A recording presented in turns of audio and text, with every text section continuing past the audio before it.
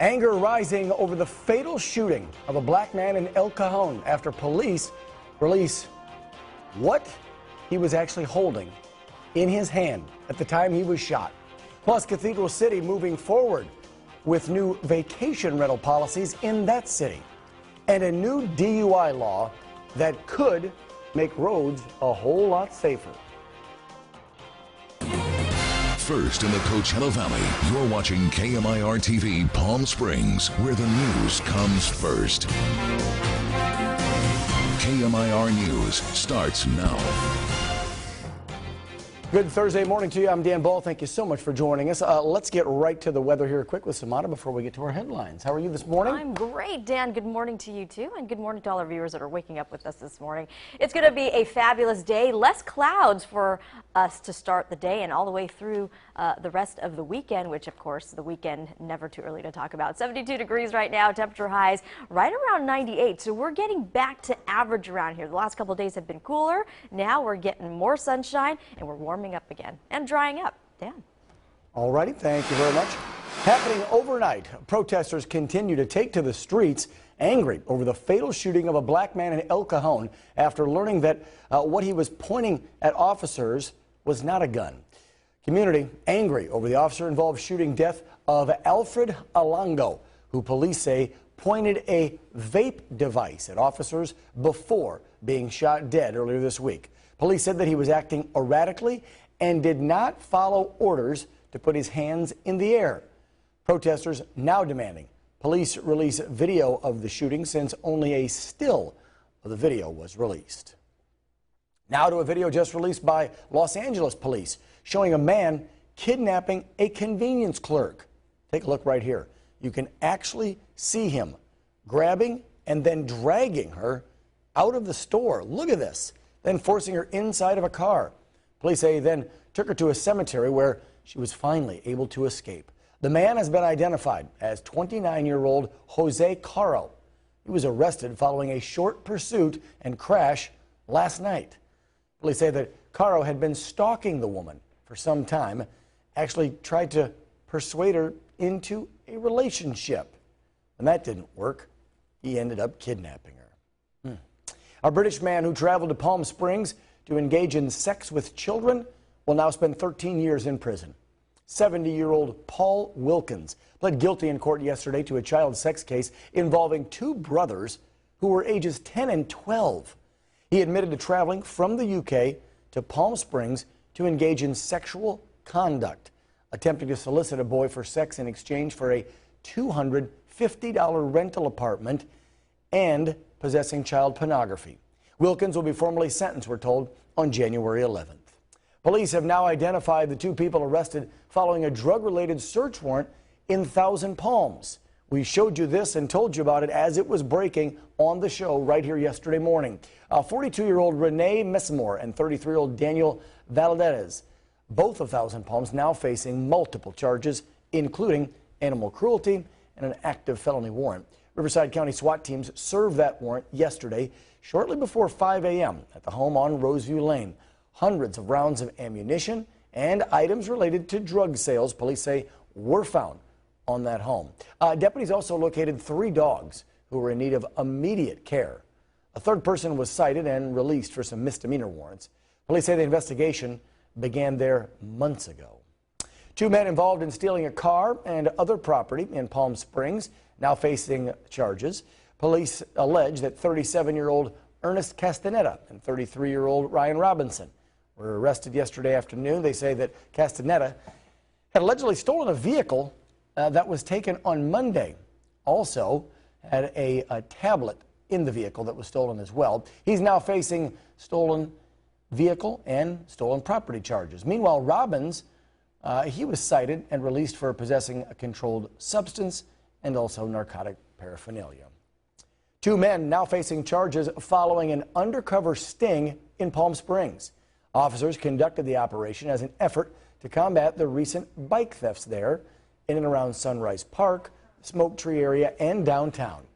20-year-old Zachus Jones of Desert Hot Springs and 28-year-old Joshua Ramey of Palm Springs now facing grand and petty theft charges.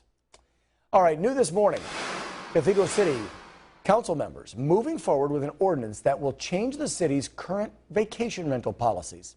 This new ordinance will require residents in a neighborhood with a homeowners association to clear it with their association before they're allowed to put their homes up for rent.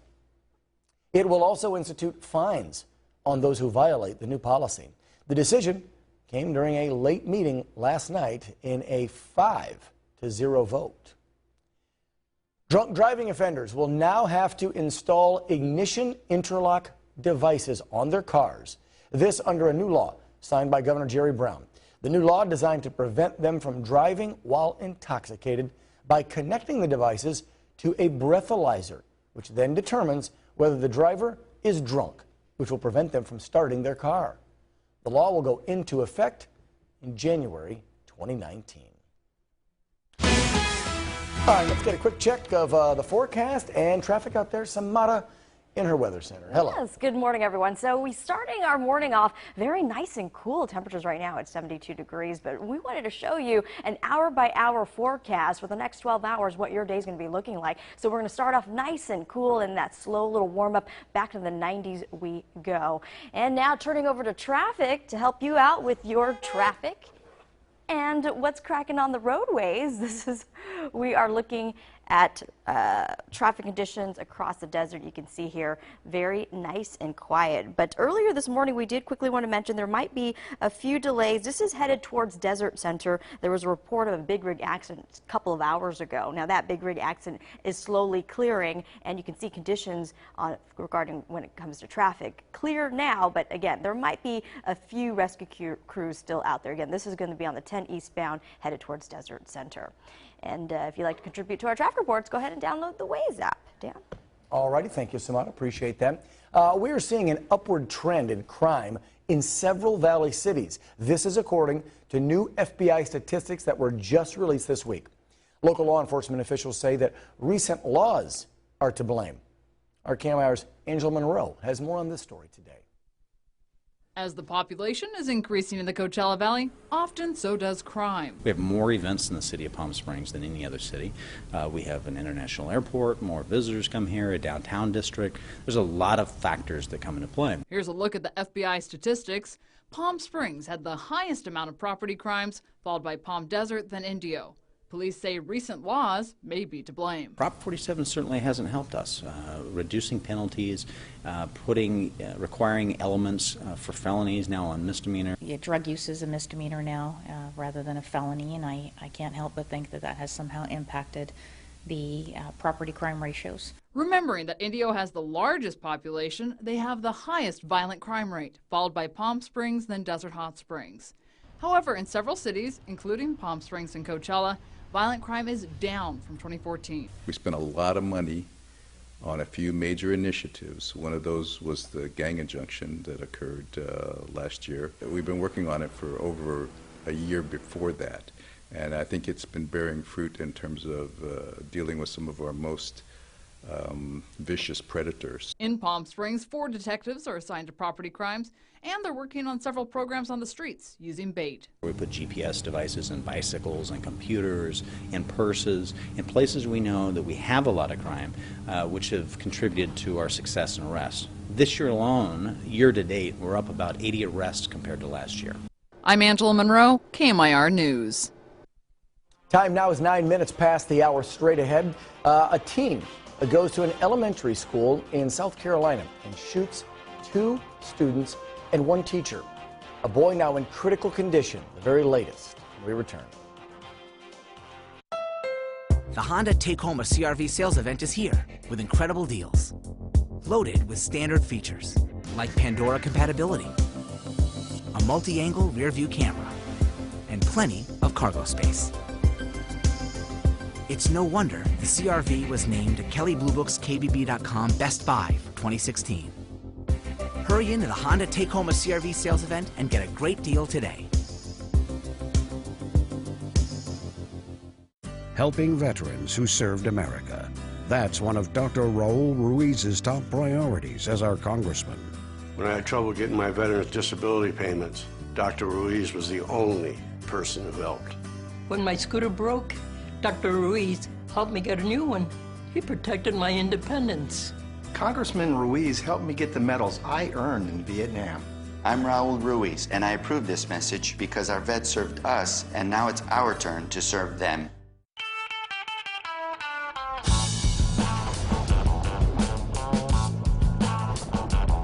This is the new comfort food, and it starts with Foster Farms Simply Raised Chicken, California grown with no antibiotics ever. From the best-selling brand of cars, trucks, and SUVs in Southern California come the biggest savings of the year. Toyota's clearance countdown is on. Now lease a sleek new 2016 Corolla S for just $159 a month, or save thousands with 0 APR for up to 72 months. And you get Toyota Care, our no-cost maintenance plan. Your SoCal Toyota dealer makes it easy. Toyota, let's go places. Breaking news can happen in the blink of an eye, and that's why we're all over it, making sure you know what's happening right now. Make the switch to KMIR News on air, online, and on the go. I'm Thalia Hayden, and KMIR is where the news comes first. KMIR News is brought to you in part by General Air Conditioning and Plumbing. Call the General.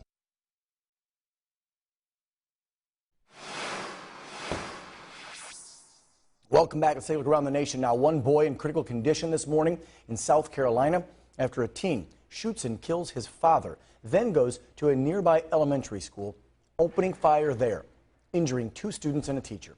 The alleged gunman now in custody. NBC's Dan Scheneman picks up the story from here. It was near the end of the school day when authorities learned a gunman was on Townville Elementary School's grounds. The shooter's going to be a white male, all black clothing and blonde hair. The shooter, a teenager armed with a handgun, opened fire on the playground. An off-duty firefighter apprehended the shooter before he could enter the school.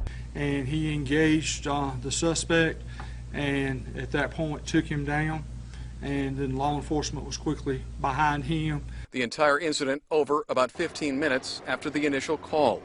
Authorities say 2 male students and 1 female teacher were hurt. One of the students injured critically. The other student and the teacher treated and released. But we are so thankful for the quick response by law enforcement and school employees who prevented further injuries.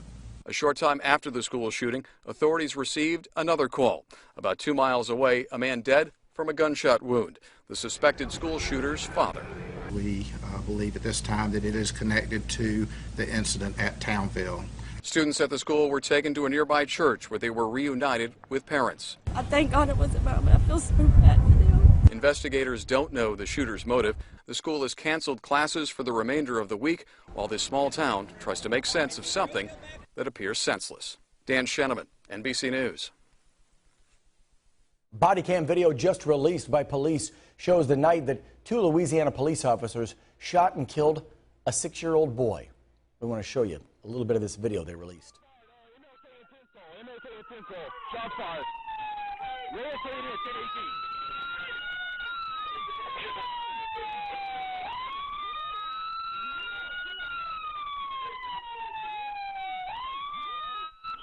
Derek Stafford and Norris Greenhouse Jr. were charged in the murder of Jeremy Martis, who was killed last November. The body cam video was submitted as evidence by the state in a pre-trial hearing. The state argued that as the shooting began, you can see Jeremy's father, Chris, in his car with his hands raised out of the window.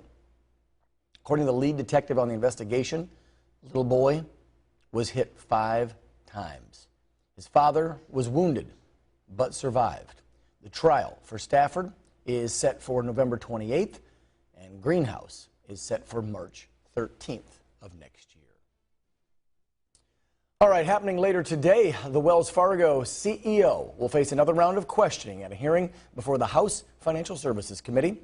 If you recall, we showed you last week when the CEO, John Stumpf, testified before the Senate Banking Committee, and he faced some major criticism from Senator Elizabeth Warren. Stumpf has been under fire for the millions of fake and unauthorized accounts that were opened by his employees who blame sales practices and sales pressure from top executives. More than 5,000 employees were fired, and just this week, a top executive left the company. Now Stumpf is facing scrutiny for not resigning his post. All right, Samara, I know you're excited. It's Friday Eve. What's coming up in the forecast? We always like to say that, but not to be confused with Friday, of course, but we are getting closer, and temperatures also going to be slightly warming up again, drying out a little bit. We'll have a look at the 7-day forecast coming up.